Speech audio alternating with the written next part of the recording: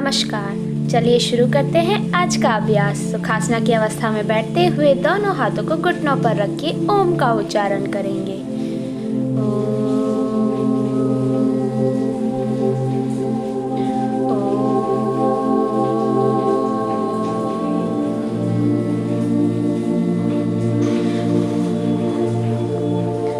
अब धीरे से आंखों को खोलते हुए अपने आसन की तरफ चलते हैं।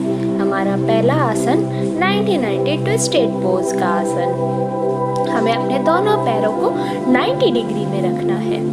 जैसा कि आप देख सकते हैं, हमने अपने पैरों को 90 डिग्री में रखा है और अपनी दोनों अंगुलियों को अपने पैर के अंगूठों से पकड़ के अपनी कमर को सीधा रखना है। आप देख सकते हैं, हमने अपने दोनों घुटनों को मोड़कर 90 डिग्री में मैट पर रखा हुआ है और अपने दोनों हाथों की दो पहली अंगुलियों से अपने पैर के अंगूठे को पकड़ रखकर अपनी कमर को सीधा रखा हुआ है। हमारी कमर थोड़ी सी आगे की ओर झुकेगी।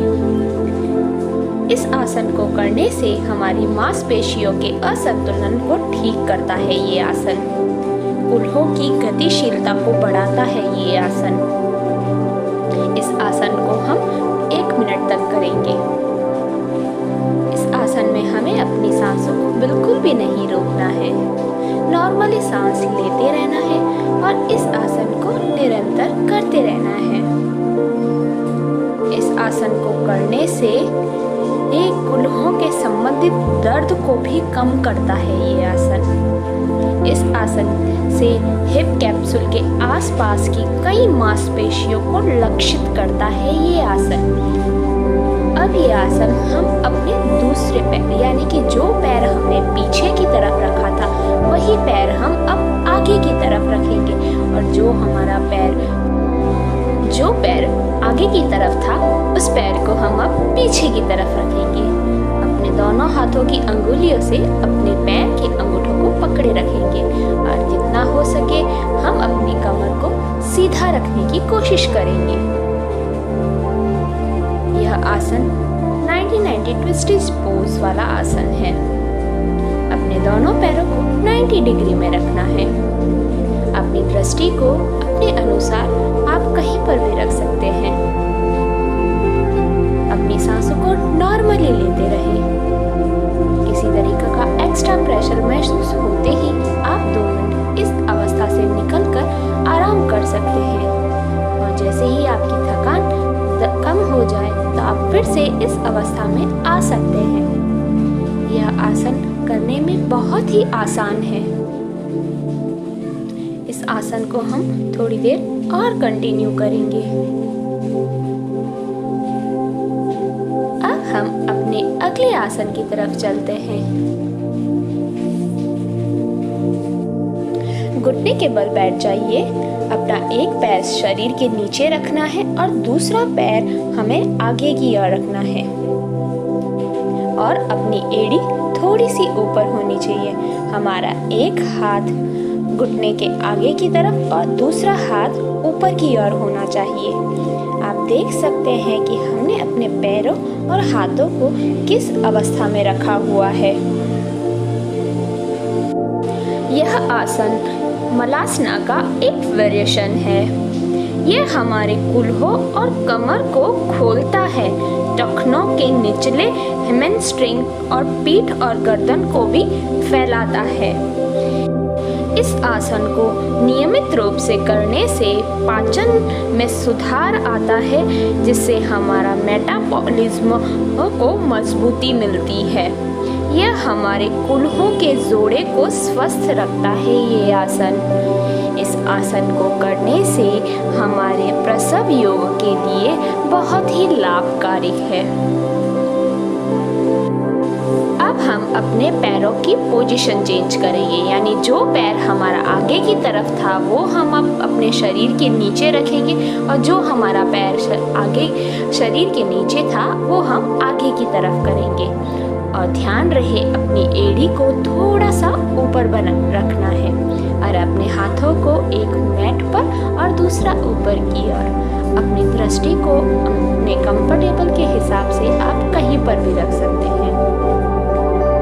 इस आसन को करने से हमारी पीठ और गर्दन में बहुत अच्छा फैलाव आता है। ये हमारे कूल्हों को बहुत ही अच्छा खुलाव देता है।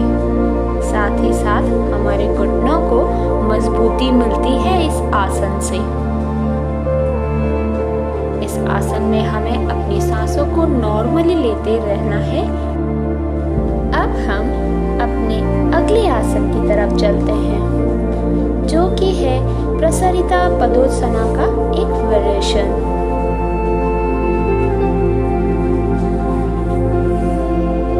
मैट पर दोनों पैरों को आगे की ओर रखिए। अपना एक पैर अपने दूसरे पैर के घुटने के आगे रख दीजिए और अपने एक हाथ को दूसरे पैर के अंगूठे से पकड़िए और अपना दूसरा हाथ मैट पर पीछे की ओर होना चाहिए और कमर सीधी और दृष्टि सामने की ओर होनी चाहिए। अपनी एड़ी को थोड़ा सा ऊपर कीजिए। इस आसन को करने से पैरों के पीछे और अंदर को स्ट्रेच प्रदान करता है ये आसन। इस आसन को करने से हमारा मन शांत होता है और हमारी पीठ के ऊपरी हिस्से में तनाव को भी कम करता है ये आसन। इस आसन को करने से हमारी छाती को भी अच्छा स्ट्रेच मिलता है। साथ ही साथ हमारे कंधे को भी एक अच्छा स्ट्रेच मिलता है। हमें नॉर्मली सांसें लेते रहें और आसन को कंटिन्यू करते रहें। किसी तरीके का कोई भी प्रेशर महसूस हो तो आप 2 मिनट के लिए आराम या रेस्ट कर सकते हैं।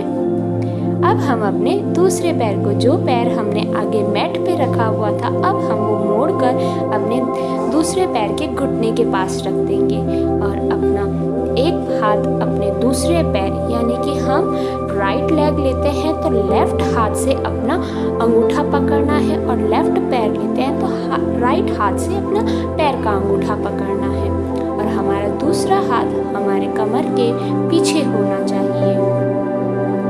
हमारी कमर बिल्कुल सीधी रहनी चाहिए। जितना हो सके उतना ही कमर को सीधा करने की कोशिश करिए। कोई एक्स्ट्रा प्रेशर हमें अपनी बॉडी पर बिल्कुल भी नहीं डालना है। इस आसन को करने से हमारे कंधों में अच्छी मजबूती मिलती है। साथ ही साथ हमारी पीठ के तनाव को भी कम करता है ये आसन। नॉर्मली सांस लेते रहिए और आसन को करते रहिए। अब हम अपने अगले आसन की तरफ चलते हैं। मैट पर सीधे खड़े हो जाइए। यह एक नौकासन का वेरिएशन है। दोनों पैरों को अपने मैट पर फैलाते हुए कोहनी को ट्विस्ट करते हुए अपने हाथों को पकड़िए।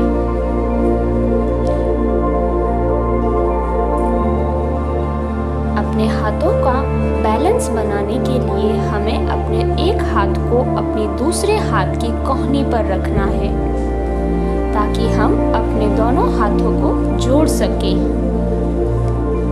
इस आसन को करने से हमारे पेट की मांसपेशियों को टोन मिलता है, साथ ही साथ मजबूती भी प्रदान करता है। ये हमारे शरीर में संतुलन बनाए रखता है, साथ ही साथ पाचन में भी सुधार करता है ये आसन। इस आसन को करने से हमारी मुद्रा में संतुलन बनता है, हमारे पोस्चर को सही करता है ये आसन। बीच में थोड़ा रेस्ट लेते हुए, अपना बैलेंस बनाते हुए, अब हम अपना दूसरा हाथ, यानी जो हाथ हमने ऊपर की तरफ किया था वो अब हम मैट पर रखेंगे और जो हमारा हाथ कोहनी के ऊपर नीचे था वो हम ऊपर की ओर रखेंगे।